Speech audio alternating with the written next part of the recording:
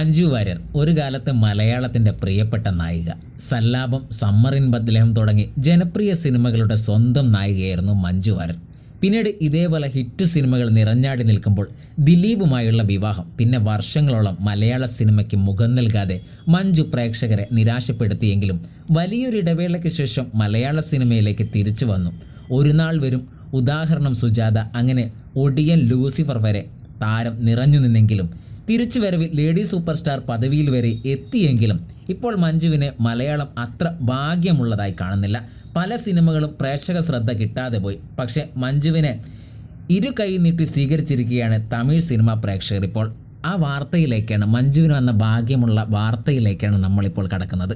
അങ്ങനെ പറയാനുള്ള പ്രധാനപ്പെട്ട കാരണമെന്ന് പറയുന്നത്, മലയാളത്തിൽ താരമൂല്യം അല്പം കുറഞ്ഞെങ്കിലും നേരെ തിരിച്ച് മഞ്ജു വാര്യർക്ക് തമിഴിൽ താരമൂല്യം കൂടി വരുന്ന ഒരു കാഴ്ചയാണ്.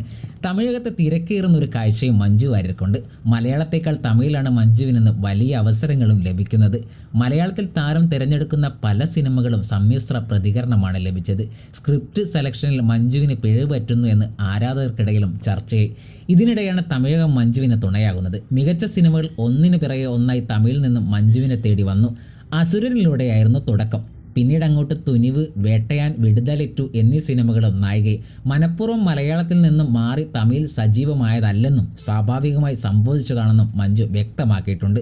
തമിഴകത്ത് മഞ്ജുവിന് എടുത്തു പറയാൻ ബോക്സ് ഓഫീസ് നേട്ടങ്ങളുമുണ്ട്. വേട്ടയാൻ പ്രതീക്ഷയ്ക്കൊത്ത് ഉയർന്നില്ലെങ്കിലും നടിയുടെ മറ്റു സിനിമകൾ ഹിറ്റാവുകയാണ്. ഒടുവിൽ പുറത്തിറങ്ങിയ വിടുതലെറ്റുവിൻ്റെ കളക്ഷൻ റിപ്പോർട്ടുകളാണ് പുറത്തു വന്നത്. 63.20 കോടി രൂപയാണ് ചിത്രം ആഗോളതലത്തിൽ ആകെ നേടിയ കളക്ഷൻ. 53 കോടി രൂപ ഇന്ത്യയിൽ നിന്നും 10.20 കോടി രൂപ വിദേശത്തു നിന്നും കളക്ഷൻ നേടി. 35 കോടി രൂപയായിരുന്നു വിടുതലെറ്റുവിൻ്റെ ബഡ്ജറ്റ്.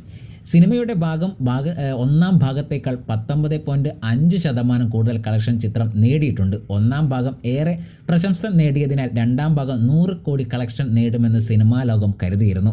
എന്നാൽ അതുണ്ടായില്ല. രണ്ടാം ഭാഗത്തിന് സമ്മിശ്ര പ്രതികരണമാണ് പ്രേക്ഷകരിൽ നിന്നും ലഭിച്ചത്. എങ്കിലും ചിത്രം സാമ്പത്തിക വിജയം നേടി. കരിയറിലും ജീവിതത്തിലും വലിയ ഭാഗ്യമുള്ള നടിയാണ് മഞ്ജുവെന്ന് ആരാധകർ പറയാറുണ്ട്. എല്ലാം കൈവിട്ടു പോയെന്ന് കരുതുന്ന ഘട്ടങ്ങളിൽ വൻ ഉയർച്ചയിലേക്ക് നടി കുതിച്ചു.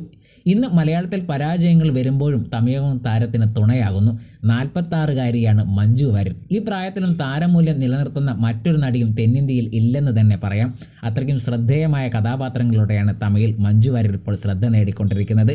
മലയാളത്തിൻ്റെ ലേഡി സൂപ്പർ സ്റ്റാർ എന്ന പദവിയിലേക്കും മഞ്ജു, ഇതൊരു തിരിച്ചുവരവിൽ ആ പദവി നേടിയെടുത്ത താരവുമാണ് മഞ്ജു വാര്യർ.